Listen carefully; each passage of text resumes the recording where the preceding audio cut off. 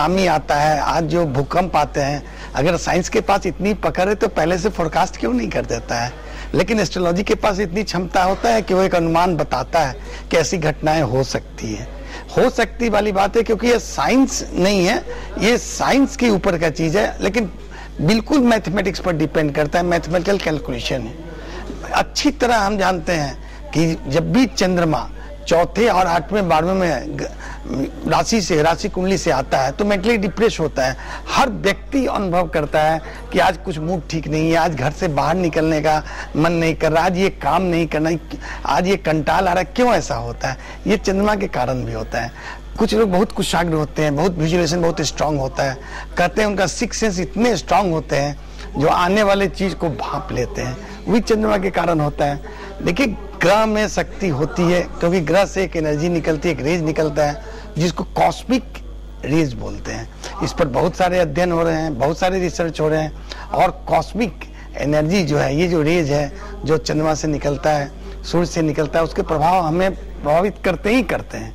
अब दिन में जब देखते हैं कि सूर्य की जब रोशनी होती है उसमें क्या हम अनुभव करते हैं, और वही रोशनी जब चंद्रमा से निकलती है रात में, हम जानते हैं कि वो रोशनी सूर्य से ही होती है, चंद्रमा उसी से आलोकित होता है, लेकिन प्रकाश जो हम पर पड़ता है, वो जो परिवर्तित होकर पड़ता है, उसका प्रभाव कुछ दूसरा होता है। हम शीतलता अनुभव करते हैं।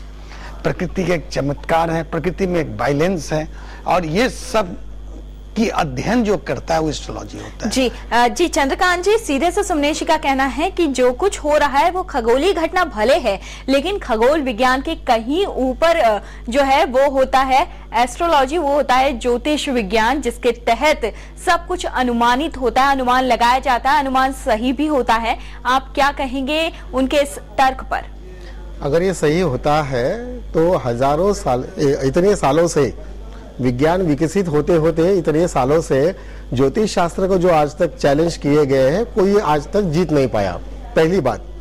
दूसरी बात, इनके शास्त्र में आज भी चंद्रमा ग्रह है।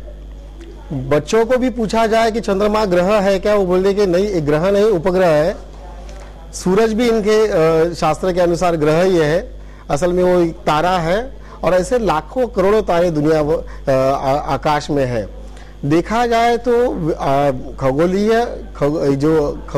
खगोल शास्त्र है, विज्ञान है, ये जो अपने आप विकसित नहीं हुआ कि पहले जो घटनाएं होती थी हजारों साल पहले, इंसान को मालूम नहीं था ये कैसे होता है, क्यों होता है। आकाश में अचानक दिखने वाला सूरज अचानक ढक जाता है, या पूर्णिमा के दिन में दिखने वाला चांद ढक जाता है, तो उस समय में हजारों साल पहले की जो लोग थे वो डर जाते थे, और इसलिए उन्होंने इन घटनाओं को डर के लिया गया था। आज हमें पता चलता है कि ग्रहण कैसे होते हैं, शास्त्र क्या है, विज्ञान क्या है, तो उसे डरना नहीं चाहिए। इसके बारे में हमने एक अच्छा हमने महाराष्ट्र में और मुंबई में हमने एक अच्छा प्रयोग भी किया था।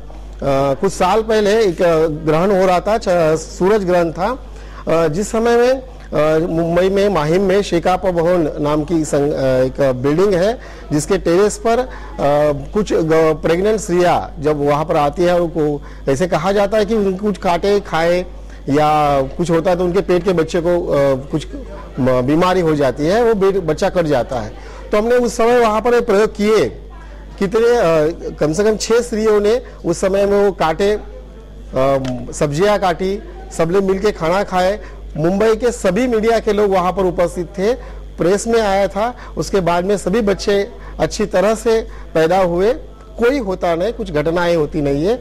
वैसे देखा जाए तो ज्योतिष शास्त्र के अनुसार, इसे हमें शास्त्र नहीं कहते, वैसे देखा जाए तो ये विद्या है, हजारों साल पहले की विद्या लोगों ने डाल दिया, अभी विज्ञान ने छोड़ दिया उसको, उसमें कोई नया बदलाव नहीं आया है हजारों सालों से। जी बिल्कुल चंद्रकांत जी, जहां पर जहां ज्योतिष शास्त्र की अगर हम बात करें, खगोल विज्ञान की बात करें, तो इस ग्रहण को लेकर बहुत कुछ दोनों में जो है डिफरेंसेस है। हर ग्रहण से पहले ज्योतिष को यही लगता है कि कुछ ना कुछ बुरा जरूर होने वाला है। महाग्रहण आने में आप कुछ ही घंटे शेष हैं और ग्रहण में चांद की झलक पाने का इंतजार हो रहा है। वैसे आपके लिए ये जानना बेहद जरूरी है कि चंद्र ग्रहण के वक्त कैसा दिखेगा चांद, और हर ग्रहण पर आफत और तबाही की बातें क्यों की जाती हैं। आपके माथे पर है महाग्रहण,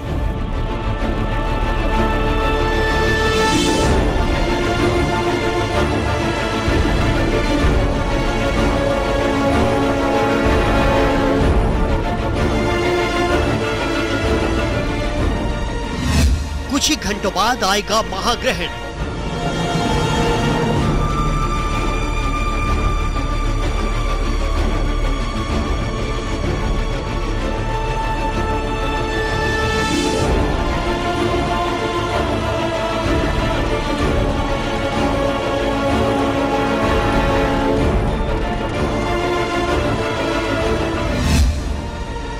उजले चांद का रंग बदल जाएगा।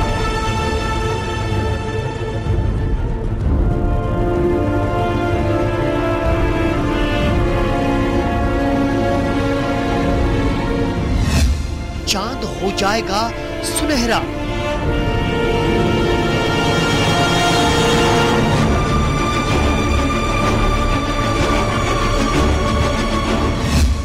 दुनिया देखेगी तांबे जैसा चांद।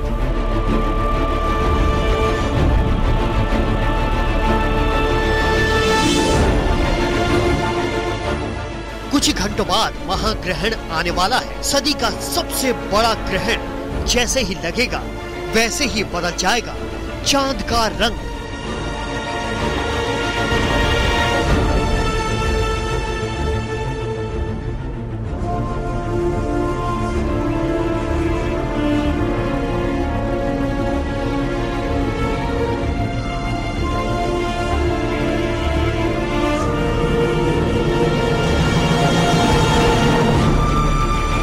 अब तक आपने चांद की सफेदी देखी है। उजला उजला चांद आपके सामने चमचमाते हुए आया है, लेकिन इस ग्रहण में चांद की सफेदी गायब हो जाएगी। चांद का रंग बिल्कुल तांबे जैसा हो जाएगा।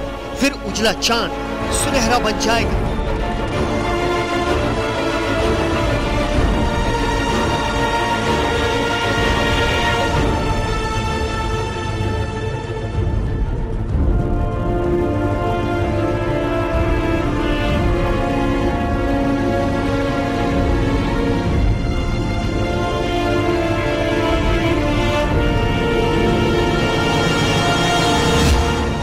एक 101 मिनट का पूर्ण चंद्र ग्रहण। आसमान काला काला रहेगा। काल कोठरी में कैद हो जाएगा चांद। इस दौरान पूर्ण चंद्र ग्रहण का समय पूरे 101 मिनट का है। पूर्ण चंद्र ग्रहण में पूरा आसमान काला काला रहेगा।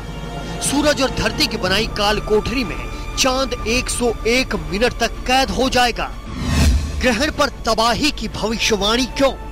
जब भी कोई ग्रहण आता है तो उसे विपदा से जोड़ा जाता है।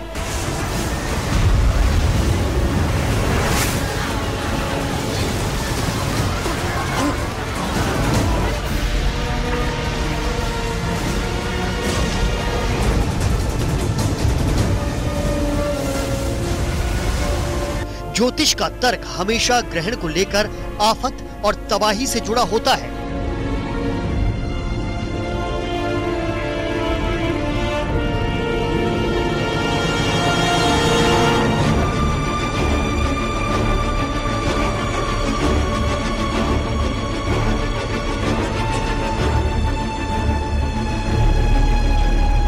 इसके पीछे ज्योतिष का अपना तर्क होता है, लेकिन साइंस हमेशा से इन तर्कों को खारिज करता आया है। TV9 report. तो विज्ञान और ज्योतिष विज्ञान में बहुत ज्यादा अंतर है। ग्रहण को लेकर इनके विचारों में काफी ज्यादा अंतर है। बातचीत करने के लिए चंद्रकांत जी और सुमनेश जी, आप दोनों का बहुत बहुत शुक्रिया। चलिए, फिलहाल यहाँ पर वक्त हो चला है छोटे से ब्रेक का। ब्रेक के बाद जल्द हाजिर होंगे। आप बने रहिए टीवी9 के साथ।